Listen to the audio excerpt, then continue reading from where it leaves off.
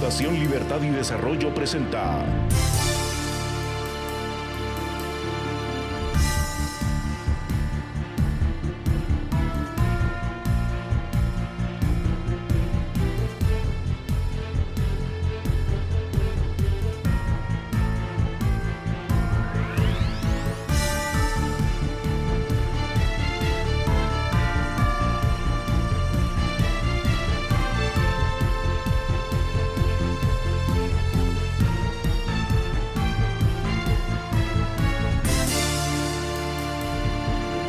Razón de Estado con Dionisio Gutiérrez.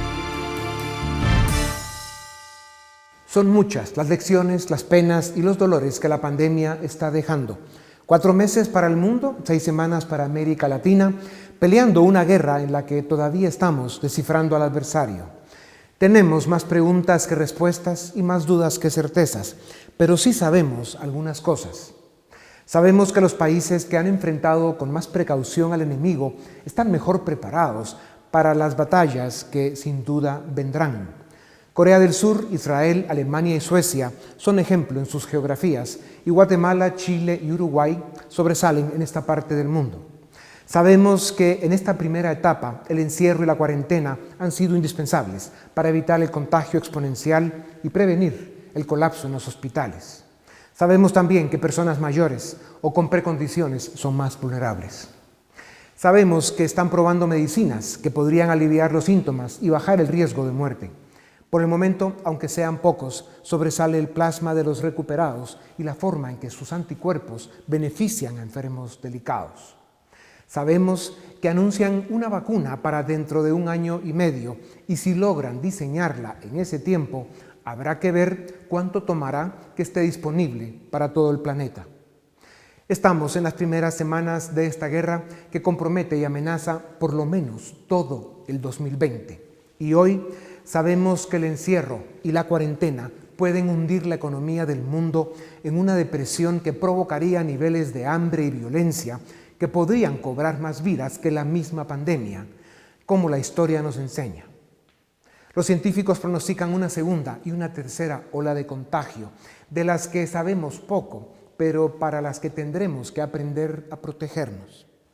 Hoy sabemos que el mundo no estaba preparado para una pandemia y que, además de ser una amenaza para la salud, su impacto en la economía vulnera y amenaza también de forma dramática la vida de las personas. Y este es el dilema. No se puede escoger entre salvar vidas o puestos de trabajo o dar prioridad a la economía a expensas de la salud. Quien así lo plantee se equivoca. Por eso, tener datos y reconocer ciertas realidades que enfrentamos facilita tomar decisiones. ¿Cuáles son esas realidades? Científicos de 3 continentes coinciden en que el virus será una amenaza para la especie humana hasta que más del 60% de la población se haya contagiado y curado, y por eso logrado una supuesta inmunidad, o que la vacuna haya resuelto la pandemia. El problema es el tiempo. Cualquier camino nos impone 2 años de espera, 2 años de guerra. ¿Son opción el encierro y la cuarentena hasta que salga la vacuna? No. El desempleo, la falta de ingresos y la pobreza tendrían peores consecuencias que la pandemia. ¿Tendremos que encontrar la manera de evitar los contagios hasta que se encuentre una solución permanente? Sí. ¿Cuál es esa manera? Mascarillas, distancia, higiene y mucha responsabilidad y disciplina en el trabajo y en la vida social. ¿Cómo y cuándo reabrir la economía y regresar al trabajo? Cuidando la salud y la vida por partes, con estrategia y lo antes posible. La clave está en el testeo y el rastreo, identificar contagios y encontrar a quienes tuvieron contacto con ellos. Y por supuesto, cuidar a nuestros ancianos y paisanos vulnerables es esencial hasta que tengamos la vacuna. ¿Tenemos otra alternativa? Parece que no. Todos los países van por ese camino. La economía es una ciencia tan humana y vulnerable como la salud y dependen más una de la otra de lo que pensamos. Si cualquiera de las dos fracasa, el ser humano está en peligro. La mentira y el miedo pueden matar tantos seres humanos como el virus, y no digamos el hambre. Vivimos tiempos extraordinarios que exigen responsabilidad extraordinaria. Como todas las crisis, esta también pasará. Saldremos de ella moralmente más fuertes, cívicamente mejores ciudadanos, y si lo hacemos bien, graduados de seres humanos como los que el siglo XXI necesita.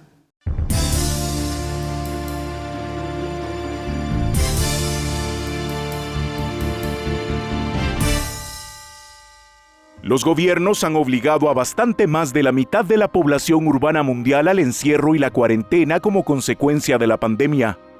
Si bien inicialmente era necesario disminuir el contacto social para evitar contagio y por lo tanto un colapso en los sistemas de salud, el costo social y humano de una economía cerrada empieza a presentar consecuencias catastróficas. En las últimas 4 semanas, cerca de 22 millones de estadounidenses se quedaron sin empleo. Y en América Latina son también millones de seres humanos perdiendo su trabajo o su medio de sustento, en cifras que alcanzan récords históricos. El Fondo Monetario Internacional y otras agencias multilaterales afirman que la producción mundial caerá en función del número de días que la economía siga en cuarentena. Y por lo tanto, así también subirán el desempleo y sus consecuencias. Hace unos días indicaban que la economía del mundo caerá en promedio 3% y América Latina 5%. Sin embargo, estos números empeoran de forma dramática cada semana si el encierro económico continúa, al extremo que ya hay proyecciones de que el mundo podría caer en una depresión económica, la cual se define cuando el Producto Interno Bruto cae más del 10%. En los países más ricos, el parón económico tendrá consecuencias graves, pero cuentan con el espacio fiscal para endeudarse y emprender gigantes programas de rescate para las empresas y para los trabajadores. Solo el plan de ayuda de Estados Unidos es de $2.2 billones, equivalentes a 28 veces el Producto Interno Bruto de Guatemala en un año. Mientras tanto, en los países subdesarrollados como el nuestro, donde las personas tienen un ingreso que apenas les permite vivir al día, los costos de las políticas de encierro pueden llegar a ser mucho más letales que la misma enfermedad. 2 profesores de la Universidad de Yale trabajan en un estudio en el que se preguntan si las políticas de encierro que se emplean en el primer mundo deben también aplicarse en los países pobres. La respuesta es no, debido a que las personas en países desarrollados pueden satisfacer fácilmente sus necesidades básicas mientras practican las drásticas medidas de distanciamiento social, mientras que las personas de países subdesarrollados tienen como prioridad generar ingresos para llevar alimentos a la mesa familiar. Si no trabajan, no sobreviven. A eso debemos agregar que nuestros estados no tienen la capacidad institucional ni financiera para brindar ayuda que compense la pérdida de bienestar que implica dejar de trabajar, especialmente para las personas más necesitadas. El Congreso de Guatemala aprobó el paquete de ayuda el 3 de abril. La ley fue publicada el 8 de abril. El reglamento hasta el 17 de abril. Y se especula que en mayo pueda llegar la ayuda. Aunque se proponen beneficiar a 2 millones de familias, no está claro que la ayuda llegue de forma transparente y efectiva para quienes más la necesitan. Mientras el gobierno hace su mejor esfuerzo por llevar la ayuda, los peores pronósticos se hacen realidad. En diversas partes del país se observan personas que colocan banderas en sus viviendas en señal de falta de alimentos. Generalmente se plantea un falso dilema entre economía y salud. Lo cierto es que no solo una depende de la otra, sino más importante aún, las dos son indispensables para sobrevivir. Si la economía se deteriora y el ingreso de las personas cae o desaparece, también cae su bienestar y su vida puede estar en peligro. Esto es especialmente sensible en un país donde la mitad de la población vive en situación de pobreza, donde la mitad de los niños padecen desnutrición crónica y donde en condiciones normales, un 42% de guatemaltecos ha manifestado que no tiene suficientes alimentos. Dejar sin ingresos a los guatemaltecos más vulnerables es exponerlos a situaciones extremas que amenazan su salud y su vida. Hay una pregunta que se hace más crítica cada día. ¿Cuál es el momento en que se debe salvar la escasa y débil economía que tenemos con el mayor cuidado posible para evitar el contagio del virus? El desafío es abrir la economía para evitar males mayores, tomando todas las medidas posibles para proteger a las personas vulnerables y para evitar que la pandemia se descontrole. No es fácil estar en los zapatos de un presidente en momentos como este. Cualquier decisión tiene consecuencias. Lo que queda claro es que esperar en encierro y cuarentena los más o menos 2 años que tardará la vacuna contra el virus no es realista ni factible. Tendremos que aprender a vivir con mascarillas, distanciamiento y prácticas disciplinadas de higiene. Esta será parte de nuestra nueva realidad. ¿Cuándo? ¿Cómo? ¿Qué y por qué? Son las indicaciones y explicaciones claras, transparentes y efectivas que deben dar los líderes y autoridades de gobiernos y organizaciones que tienen hoy la responsabilidad de guiar a las sociedades a través de la tormenta. Una tormenta que apenas inicia, pero de la cual siempre lo diremos: saldremos adelante.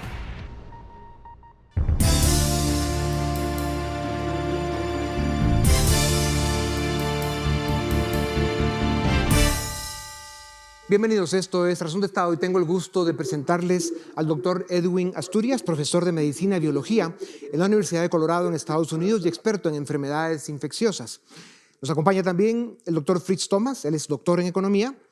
El licenciado Richard Aikenhead, máster en Economía de la Escuela Kennedy de Harvard, fue ministro de Economía y de Finanzas Públicas. Y el licenciado Philippe Chicola, director del área política de la Fundación Libertad y Desarrollo. Señores, bienvenidos a Razón de Estado. Gracias por darnos unos minutos. Pedimos un poco más de tiempo a la Fundación Libertad y Desarrollo para que nos dieran más tiempo para poder discutir con más profundidad estos temas sobre la pandemia, que sin duda alguna tienen un nivel de seriedad que necesitan más tiempo para poder compartir datos. Revisemos un segundito los datos que tenemos al día de hoy sobre la pandemia. En los próximos días llegaremos a más o menos 3 millones de seres humanos contagiados en el mundo, número oficial que se dice que en realidad podría multiplicarse de 10 o por 50 veces, según cada país, y el subregistro es grande, y más donde no hay suficiente testeo. También llegaremos probablemente en unos días a 200,000 vidas perdidas. El problema que tiene este virus es que se sigue desarrollando, es un monstruo que no ha sacado todas las cabezas y que al final sabemos que es muy contagioso y dañino, puede ser letal para 1% de la población, especialmente adultos menores y personas con precondiciones. Cada pieza del rompecabezas de la crisis de salud tiene una contraparte en el rompecabezas de la crisis de ingresos personales para sobrevivir. O sea, el encierro y la cuarentena, que han sido decisiones correctas y necesarias en todo el mundo, pues han generado un impacto en el trabajo de las personas, en sus ingresos por sobrevivir, en su empleo, en su forma de vida. Y hay suficientes expertos que indican que vamos rápidamente hacia una posible depresión económica global. Es un falso dilema sugerir que debemos decidir entre la salud o la vida, que es aún más grave, y la necesidad del ser humano de trabajar para subsistir. O sea, no debemos caer en esa trampa. Es una discusión equivocada porque no se trata de salvar vidas o salvar trabajos. Se trata de ver cómo hacemos para que la raza o la especie humana sobreviva y pase esta tormenta en la mejor forma posible. Entonces, empecemos con usted, doctor Thomas. ¿Cómo resolvemos este dilema que cualquier decisión que se tome, salud o sobrevivencia por tema de ingresos, tiene consecuencias graves? Gracias, Dionisio. Lo primero que quisiera señalar es que estamos en una ruta de aprendizaje. Hoy sabemos mucho más de lo que sabíamos en enero, o lo que sabíamos en febrero, lo que sabíamos en marzo, lo que sabemos ayer. Digamos, ha ido cambiando muchísimo la información, tanto desde el punto de vista médico como de todas las consecuencias y efectos colaterales que está teniendo el virus directamente y por otro lado todas las medidas que se están tomando para enfrentarlo. Entonces, estamos aprendiendo. Yo tengo un poco de impaciencia con todas las personas que dicen se debería haber hecho esto, se debería haber hecho aquello. Sí, todo eso se debería haber hecho sabiendo lo que sabemos hoy, pero ayer no sabíamos todo lo que sabemos hoy. Entonces, yo creo que la primera toma de control, por así decirlo, fue desde un punto de vista más que nada médico, más que nada de contención de la pandemia, de la epidemia.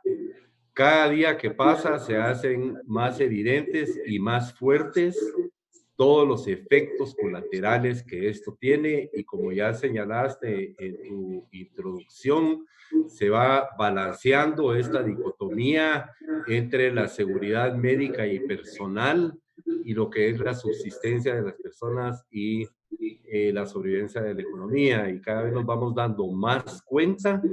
La economía, como yo señalé en mi última columna, no es un switch en la pared, un interruptor que lo apagamos, lo prendemos, lo apagamos, lo prendemos y todo vuelve a la normalidad. Entonces, yo creo que entre más vamos aprendiendo, lo fundamental es cómo tener ese balance de tener seguridad desde el punto de vista médico de la epidemia y que la sociedad pueda funcionar. Porque para mí la economía es una explicación precisamente de cómo se organiza la sociedad para cooperar y para poder funcionar. Entonces tenemos que ir balanceando eso. Asturias, el objetivo de esta conversación es explorar las formas de conciliar el cuidado de la salud y sobre todo de la vida con la necesidad que tiene el ser humano de trabajar para sobrevivir. O sea, la vida depende de estas dos dimensiones, la salud y el sustento diario. Cuando el doctor Tomás dice que estamos aprendiendo, que sin duda es así, ¿verdad? Aprendiendo cada día con todos los nuevos datos que nos va dando esta crisis, pues lo que estamos viendo ya en países que van más adelantados que Centroamérica o que América Latina es que están buscando la forma de regresar a una vida donde se pueda trabajar para resolver el problema del sustento, pero tomando todos los cuidados posibles que nos permiten las circunstancias. Se hablan de mascarillas, de distanciamiento, de tener todos los temas de higiene que son tan importantes. ¿Cómo está viendo usted en la medicina, doctor Asturias, que se está conciliando ese tema de ir regresando para sobrevivir con el tema del trabajo y al mismo tiempo cuidar la salud? ¿Es factible eso? Claro que es factible, pero es factible tomando en cuenta de que quien está dictando los parámetros en este momento no somos nosotros, sino es el virus. Y el virus como tal es quien está diciéndonos qué actividades debemos hacer y qué no debemos hacer. Como dijo Anthony Fauci, el virus está determinando qué va a pasar en la epidemiología de esta enfermedad. Y lo que hemos visto en la primera ola es bastante temeroso desde el punto de vista de la mortalidad, del impacto que tiene sobre el sistema de salud y del impacto que tiene sobre la economía. ¿Qué va a determinar nuestra capacidad para abrir y regresar a aspectos de normalidad en algunas áreas de la economía? Va a depender mucho de esa curva epidemiológica y va a depender mucho de cómo esos contactos se dan. Como para darle un ejemplo, en el 2009, la epidemia de influenza pandémica que apareció en ese momento produjo 3 olas.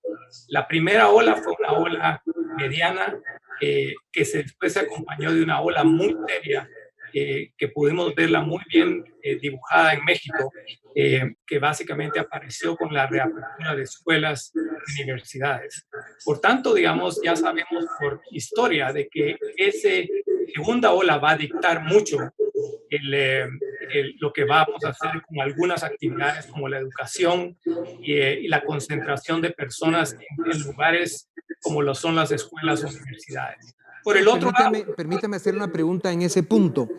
¿Solo nos podemos proteger con la supuesta inmunidad que da contagiarse y superar el contagio, que supuestamente da unos anticuerpos que todavía están en estudio para ver si realmente este virus nos da ese espacio. Y la otra alternativa es la vacuna. Ambos temas tienen enorme complejidad. Uno, el contagio, que tiene todas las consecuencias que tiene, que según una cantidad cada vez más alta de científicos afirman de que en los próximos 18 meses o 2 años, el 80% de habitantes del planeta vamos a parar contagiados, porque el virus va a seguir allá afuera, no importa cuántas cuarentenas o encierros hagamos. Y esa realidad, si es como la están planteando ya los científicos, cada vez más públicamente, habrá que encontrar la forma de enfrentarla y de defendernos lo mejor posible. Y la vacuna pues va a tardar 2 años y veremos si en esta parte del mundo pues viene en 2 años y pico, porque habrá que además de diseñarla, ver que funcione y producir las cantidades necesarias. Entonces, ¿cómo conciliamos esto? Y al final, el paso de los días nos va a obligar a ir conociendo mejor el virus para poder enfrentarlo mejor. ¿Cómo concilia este rompecabezas, doctor? Bueno, vuelvo de nuevo y creo que quiero tomar lo que Fritz Thomas hablaba. La información y lo que estamos aprendiendo de esta epidemia, de este virus, avanza constantemente. Por ejemplo, es muy claro que la mayoría de personas van a desarrollar una protección cuando sean infectadas. Lamentablemente no tenemos una prueba serológica en este momento que nos diga eso precisamente. Estamos cabalmente detectando cuál es el mejor anticuerpo que nos predice si una persona está protegida o no. Y eso sabemos que es una gran discusión ahorita en los Estados Unidos. Ninguna de nuestras pruebas serológicas es suficientemente buena para poder usarla en esa caracterización de quién está protegido y quién no. Pero eso va a cambiar. No hay duda que en los próximos 2 o 3 meses vamos a tener una mejor prueba serológica de lo que tenemos ahora. Así que lo que tenemos que hacer es pensar en cómo tenemos que adaptarnos a esta curva inicial, porque las perspectivas para las acciones van a ser mejores en los próximos meses de lo que son ahorita. Ya.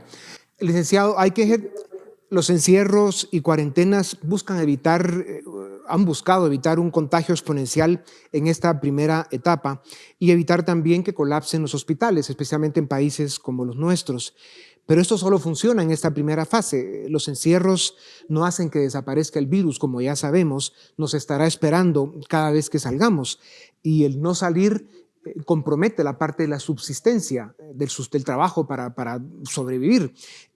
¿Cuál sigue siendo su opinión, licenciado, sobre cómo podemos regresar a esa nueva normalidad que nos espera para salvar los medios de trabajo que le dan cómo vivir a las personas y al mismo tiempo cuidar la salud?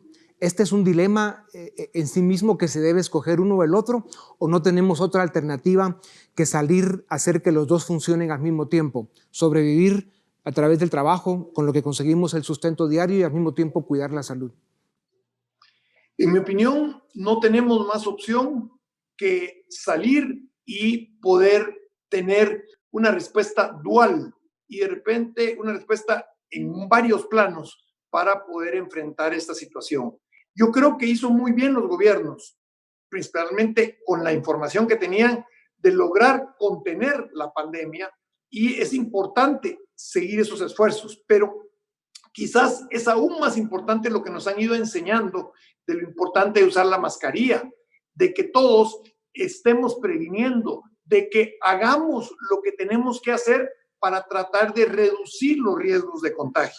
Lo segundo es que vayamos viendo y conociendo de verdad cuál es la evolución de los pacientes que tienen el contagio y quienes muchas veces son contagiados y ni siquiera sufrieron grandes trastornos. Tenemos que ir aprendiendo eso. Segundo, los gobiernos han hecho medidas monetarias para poder hacerle transferencias de dinero a las personas y van a encontrar lo mismo que con la pandemia, que van a poderle dar transferencias a muchas personas, pero no a todos, porque no tienen la capacidad ni los sistemas para llegarle a todo el mundo. Y así como es imposible evitar que se contagie porciones importantes de la población, es imposible hacerle llegar a todos los remedios vía políticas gubernamentales. Por tanto, lo que nos queda para mantener esta nueva normalidad es seguir manteniendo los puestos de trabajo, seguir con la producción de bienes y servicios para lograr que el daño sea el menor posible, para lograr que más familias tengan el ingreso. Y aquí lo que es fundamental es que la actitud del trabajador, la actitud del colaborador es fundamental. Primero, lo que se puede hacer en teletrabajo, hagámoslo en teletrabajo. Dos, lo que deba de hacerse físicamente, hagámoslo cuidando las medidas sanitarias y de prevención.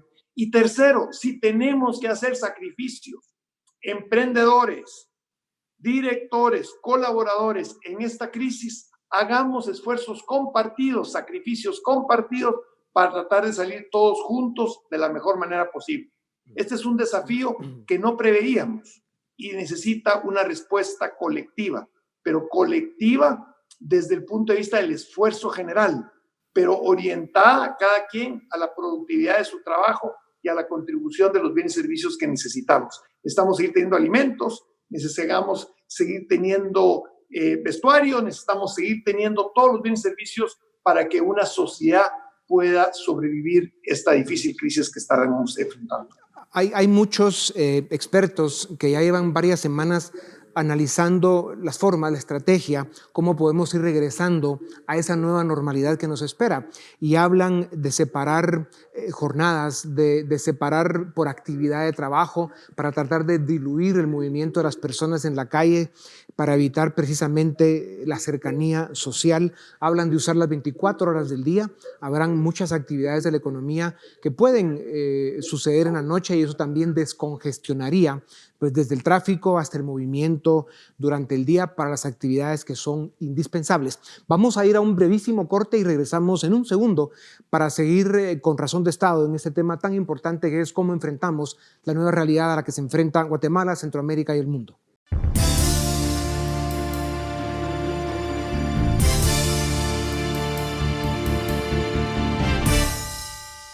Bienvenidos, seguimos en Razón de Estado discutiendo sobre este fenómeno que nos presenta el destino y la historia para ver cómo lo enfrentamos. Licenciado Chicola, México y Brasil en América Latina son dos países que han generado muchas críticas por la forma en que están manejando la pandemia. Se les ve un poco desordenados e incluso irresponsables, según algunos analistas. Esto en contraste con países como Corea del Sur, Israel, Alemania y no digamos Suecia, que han sido muy liberales en la forma en que se han ordenado para enfrentar la pandemia, pero con resultados muy buenos. Ahí, por supuesto, hay orden, cultura, recursos, etcétera. ¿Cómo compara el comportamiento de estos países y cómo nos puede afectar a Centroamérica? Bueno, yo creo que la gran diferencia, el modelo sueco ha sido un modelo muy liberal, no han establecido cuarentenas, toques de quedas ni suspensión de actividades, pero lo que sí han hecho es crear un sistema en donde están constantemente realizando pruebas y testeos para identificar si hay focos de contagio y al identificar un foco de contagio rápidamente establecen cordones sanitarios. Brasil y México han sido muy cuestionados porque ellos no suspendieron actividades y en el caso particular de México se percibía una reacción muy tardía de parte del gobierno de López Obrador y lo que estamos viendo en los últimos días es que las curvas de contagio en los dos países latinoamericanos se han venido acelerando a diferencia de Suecia, en donde la curva de contagio se mantiene relativamente controlado. ¿Qué nos dice esto? La decisión de no suspender actividades o no establecer cuarentenas tiene que venir aparejada con una política agresiva de realizar testeos aleatorios para identificar fuentes de contagio. De lo contrario, eso es navegar a oscuras, navegar a ciegas para identificar dónde hay casos y dónde no hay casos. Brasil y México también empiezan a convertirse en una fuente de riesgo, por ejemplo, particularmente México. Muchos de los últimos 150 contagios que se identificaron en Guatemala son personas que habían estado varadas en el extranjero y que ingresaron a territorio guatemalteco cruzando la frontera mexicana. Y se sabe de ellos porque porque cruzaron la frontera por los canales formales. En aquellas zonas en donde hay pasos ciegos, no hay control de si tenemos migrantes mexicanos, centroamericanos viajando de México hacia Guatemala sin que estén debidamente controlados bajo los regímenes sanitarios. Ahí es donde ese desorden que se ha percibido de la actuación mexicana ha venido a generar, llamémosle, un impacto negativo en cómo se está tratando de contener la enfermedad en Guatemala. Ya. Doctor Tomás, en la peste de 1919 hay expertos e historiadores que dicen que murió más gente por hambre que por fiebre. Aclaremos que usted es doctor en economía, no es médico, ni cirujano, ni pediatra, pero en todo caso, el impacto económico que tiene una pandemia es absolutamente brutal. Y hay algunos analistas que empiezan a afirmar que el momento que vive el mundo es una combinación de la pandemia del 19 y la depresión del 29, que si a la dinámica del mundo, no le encontramos una salida que alivie ambas dimensiones, salud y el sustento diario de los seres humanos, nos puede poner en una realidad donde sumemos dos crisis en una depresión económica al lado de una pandemia. ¿Cómo lo ve un economista, un doctor en economía como usted? Yo creo que se está subestimando, por ejemplo, el efecto que esto está teniendo sobre el desempleo. He platicado con varios amigos abogados que han estado, por ejemplo, asesorando a empresas sobre cómo pueden manejar esto, y esto tiene un efecto multiplicador muy fuerte. En la parte de tu pregunta que me llamó la atención cuando dijiste una solución, yo creo que no hay una solución, sino que hay muchas soluciones. Y algo que es importante, y aquí enlazando con los comentarios de Richard, es que con esta idea de que el gobierno reparta, idea aquí, idea allá, idea esto, tenemos que entender que la economía no es un problema de logística, no es un problema de cómo tenemos la logística adecuada para hacerle llegar a toda la gente lo que necesita, sino que es un problema de cooperación, a través del cual se produce y a través del cual todo se distribuye, ¿verdad? Donde no hay una persona central planificando cómo ocurre todo esto. No hay un comité decidiendo qué se produce, dónde se produce, para dónde se va, quién lo recibe y todo eso, sino que eso opera, así es como opera el mercado. Entonces, según se vaya descubriendo, porque tenemos que ir descubriendo, no hay una solución ahí que es como que se nos va a aparecer o que vamos a encontrar una solución, no. Soluciones al margen se tienen que ir encontrando para ir resolviendo diferentes clases de problemas. En mi opinión, estas soluciones no pueden venir del centro. Es decir, el centro decía, aquí se hace, aquí se hace, aquí se hace, sino tienen que haber algunos lineamientos generales y las personas, las empresas, los colaboradores tienen que ir encontrando las soluciones, cómo pueden enfrentar y resolver su situación. Y el otro problema que tiene el hacerlo desde el centro, y es un poquito lo que está ocurriendo ahorita, y es que si ustedes pasan, por ejemplo, por ciertos lugares, hay albañiles trabajando en ciertas obras, en otras no. Algunos consiguen un permiso porque conocen a alguien o tienen conexión o esto, aquello y todo, otros no.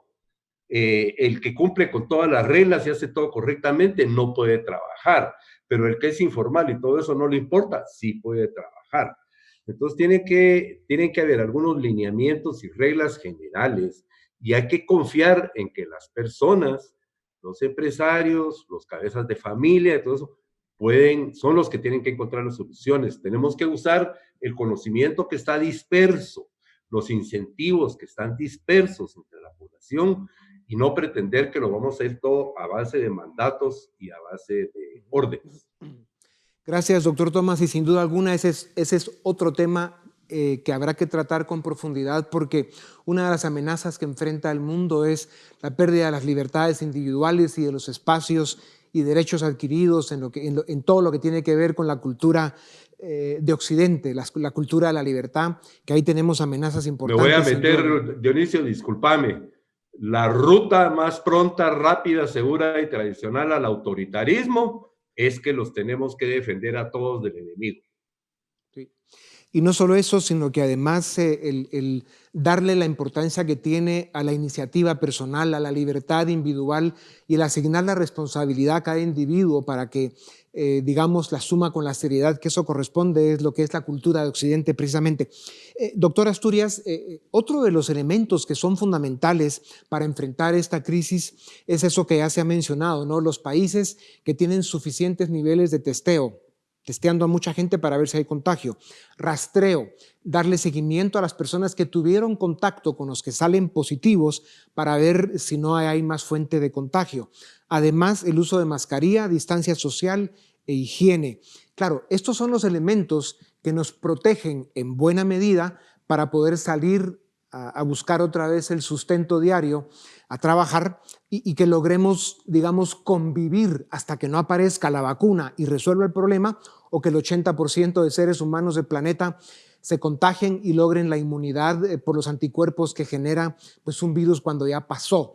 Todos los temas, todas las opciones son muy complejas, pero lo real que tenemos es el testeo, el rastreo y el uso de mascarillas, distancia e higiene. Háblenos un poco de estas dimensiones. Bueno, déjenme primero, escuchando a los demás panelistas, estar claros en una cosa. El principio básico y más importante que debe llevar la respuesta a esta pandemia es uno, y esa es la protección de la vida. Porque sin vida no va a haber ninguna economía que lo subsista. Obviamente aquí dentro de los panelistas que estamos, por lo menos 3 son de alto riesgo. Y básicamente hay posibilidades de que si nos contagiamos podamos tener un desenlace no apetecido en este momento. Y eso nos da a saber de que en este contagio va a haber pérdidas de todo tipo y queremos evitar al máximo que esas pérdidas de ciudadanos que son importantes para la economía se den. Pero como ustedes dicen, es importante también balancear el aspecto de reactivar la economía en algún momento. Obviamente el testeo o las pruebas como tal son un elemento crítico en este proceso. Por ejemplo, el benchmark o el lineamiento que se está usando aquí en los Estados Unidos en este momento es que idealmente los países debieran tener alrededor de 50 pruebas por cada 1,000 habitantes por 30 días o un mes. Como mínimo debiera haber 30 pruebas por cada 1,000 habitantes por mes. Eso nos dice que Guatemala en algún momento debiera llevar a poder hacer entre 15,000 a 17,000 pruebas por día. En este momento la capacidad del sistema en Guatemala es no más allá de las 1,000 pruebas, aunque hay intenciones y fuerza para poder levantarlo alrededor de 4,000 pruebas en las próximas semanas. Pero estamos todavía muy distantes del proceso de tener, digamos, ese testeo que necesitamos. Y obviamente, otra cosa importante a reconocer es que a pesar de que abramos la economía, tenemos que recordar que esto no va a ser la curva tradicional en V. O sea, la economía cayó y se va a levantar al mismo nivel donde estaba antes. Por 2 razones importantes. Uno, porque nosotros somos un país inmerso en un contexto global y lo que pasa a nivel global va a afectar cómo la economía se levanta en Guatemala. Y segundo, porque ya lo dicen algunas encuestas aquí en Estados Unidos, inclusive en Guatemala, que las personas mismas tienen un temor muy grande de regresar a la actividad económica a sabiendas de que tienen un riesgo muy importante a nivel de familias y de sus propios seres queridos. Y eso significa que esa transformación de la economía va a tener que ir muy de la mano de tener a nuestros colaboradores y trabajadores involucrados en ese proceso de reapertura. Gracias, doctor. Reflexiones sin duda de suma importancia. Decía Whitehead, todos estos elementos de este rompecabezas extremadamente complejo que nos está tocando vivir a los seres humanos de hoy, nos pone en tener que asumir, pensar, proyectar de que vamos a llegar a abril del año 2022 viviendo en circunstancias con estos grados de complejidad y habrá que encontrar la forma de conciliar la dimensión de la salud con la dimensión del sustento diario para que las personas resuelvan su tema de vida. Cuando el doctor Thomas decía o hablaba del concepto de la cooperación, pues tiene que haberla mucho entre, digamos, los expertos, los médicos que manejan la medicina y los economistas y los expertos que manejan el mundo de la economía. Háblenos un poco de abril del 2022 y las condiciones que necesitamos tener para poder navegar aquellos días asumiendo que habrá vacuna, que la habrían diseñado y que funciona.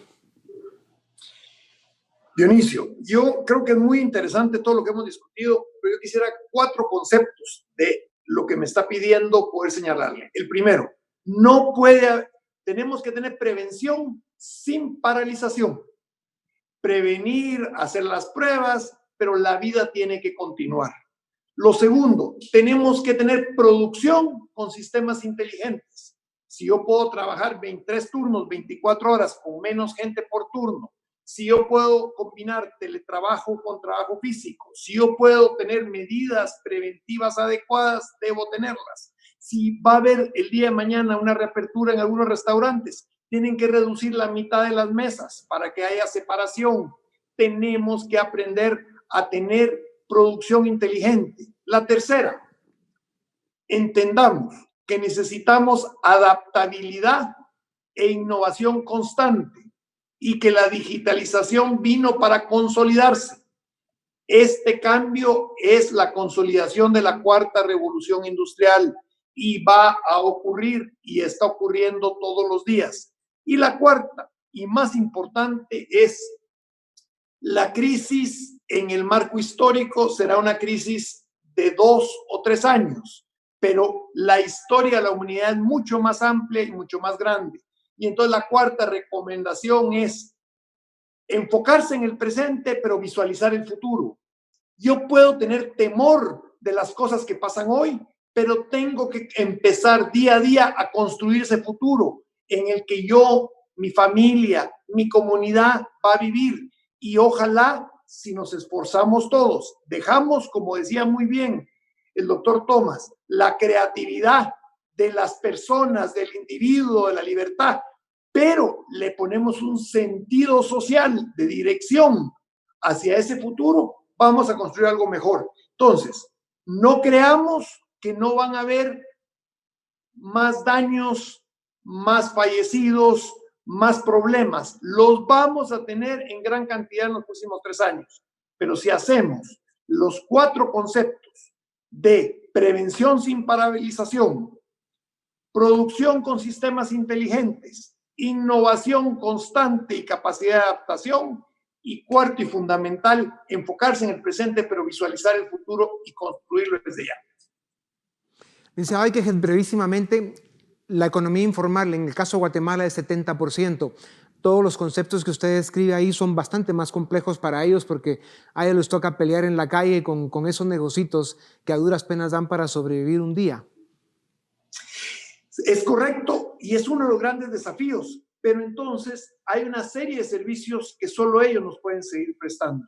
Lo que necesitamos es darles la prevención y la higiene para que los consumidores sigamos teniendo confianza en los servicios y los bienes que nos producen. Porque lo peor que les puede pasar es que cuando ellos quieran vender sus bienes en la calle, nadie los quiera consumir porque tienen temor de que no tengan las medidas sanitarias adecuadas. Apoyémoslos a irse formalizando, pero por sobre todo a seguir innovando. Son los más innovadores de todos. Ellos se tienen que innovar diariamente para llevar el sustento a sus casas.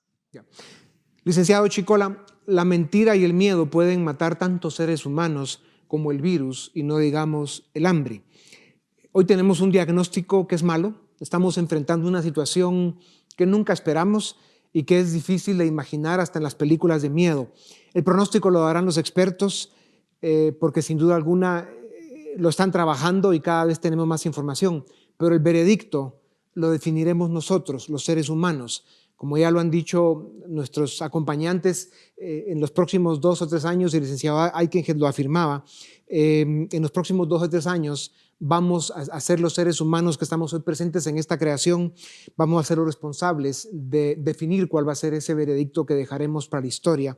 Y sin duda alguna tenemos que ser responsables, valientes, solidarios y sobre todo creativos. ¿Cómo conciliamos entonces toda esta energía, todos estos miedos, toda esta desinformación que arman un rompecabezas con el que es difícil navegar por el momento? Vean, yo creo que el mundo está viviendo hoy un proceso de adaptación similar a lo que se vivió después de los atentados terroristas del 11 de septiembre, por poner una comparación. En ese momento pensábamos que la seguridad iba a cambiar la forma de cómo se hacían las cosas y nos dimos cuenta que después de cierto tiempo la sociedad, la economía se adaptó. Exactamente lo mismo tiene que ocurrir ahorita en el marco de esta pandemia. La economía y la sociedad se tiene que adaptar a nuevas prácticas, nuevas normas, decía el doctor Thomas, de cómo poder normalizar nuestras vidas, nuestras actividades, manteniendo siempre los mecanismos de prevención de la enfermedad y de precaución. algunas áreas en donde creo que ya estamos viendo algunos cambios. Primero, creo que esta pandemia nos obliga a replantearnos todo el debate de los fake news. Creo que todos hemos visto cómo fluye la información para darnos cuenta después que mucha de la información no es de fuentes calificadas o que lo único que hacen es contribuir a generar miedo, psicosis o información contraria y eventualmente se terminan desmintiendo. Creo que esta pandemia nos está obligando a esperar siempre información de fuentes confiables o información oficial. Creo que ese es un primer punto para vencer el miedo. Segundo, la economía, la sociedad, nosotros como individuos tenemos que evolucionar a la luz de los retos que nos planteó la pandemia del COVID. A nivel económico, pues ya lo decían mis colegas, tanto la producción como la comercialización se va a tener que adaptar a incorporar políticas de higiene, de prevención, de distanciamiento social que permitan normalizar actividades al mismo tiempo que prevenimos contagios de la enfermedad.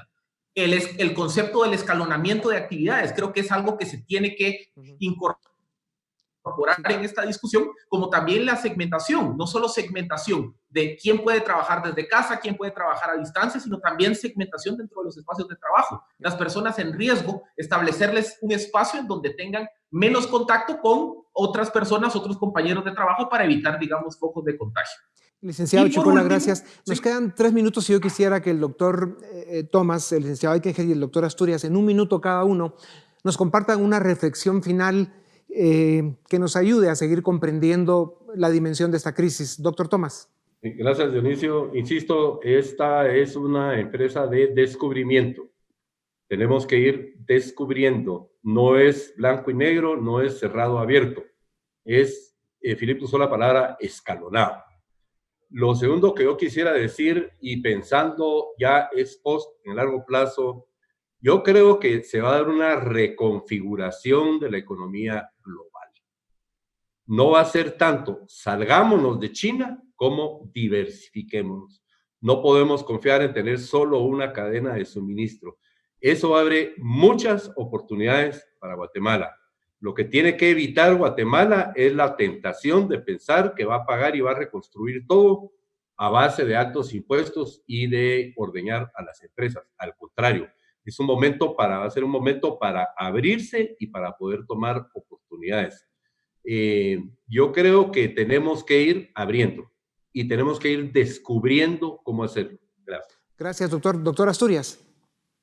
Bueno, tal vez para terminar es importante aceptar de que parte de lo que las enseñanzas de este virus, de esta epidemia nos está dejando, es que hay mucha necesidad en cualquier sociedad de un sistema de seguridad que le permita a la sociedad, digamos, enfrentar estos retos. ¿Qué significa esto? Hoy por hoy, si tuviéramos un sistema de seguridad social más fortalecido, un Ministerio de Salud más fortalecido, estaríamos perfectamente teniendo la posibilidad de avanzar en esta epidemia con un paso más firme. Hoy por hoy, digamos, hemos aprendido que estos déficits que hemos tenido en el pasado los estamos pagando.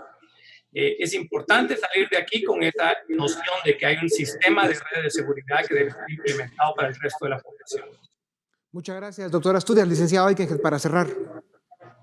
Muchas gracias. Yo diría básicamente que el miedo, la incertidumbre son los peores consejeros. Obviamente hay que ser precavidos, pero lo que tenemos que tener es una visión de largo plazo. Lo que me viene a la mente son la frase famosa de Winston Churchill en la Segunda Guerra Mundial, cuando lo que él le ofrece al pueblo británico es sangre, sudor y lágrimas, pero un mejor futuro para tus hijos. Si nosotros enfrentamos esta crisis con esa determinación, buscando la innovación, la cooperación, lo que vamos a tener es una mejor sociedad y, como decía el doctor Tomás, con más oportunidades en el futuro. Es difícil, pero es lograble. Si nos unimos, vamos a poder obtenerlo. Muchas gracias, licenciado. Doctor, licenciado Chicola, gracias. Sin duda alguna, los desafíos que enfrentan las generaciones que hoy estamos en este planeta presente son extraordinarias, pero estoy seguro que estaremos a la altura de los tiempos y que seremos capaces de rendir cuentas a las siguientes generaciones de una manera responsable, respetuosa, digna y con los resultados que hoy la historia espera de nosotros. Gracias nuevamente a ustedes también. Gracias. Esto es Razón de Estado.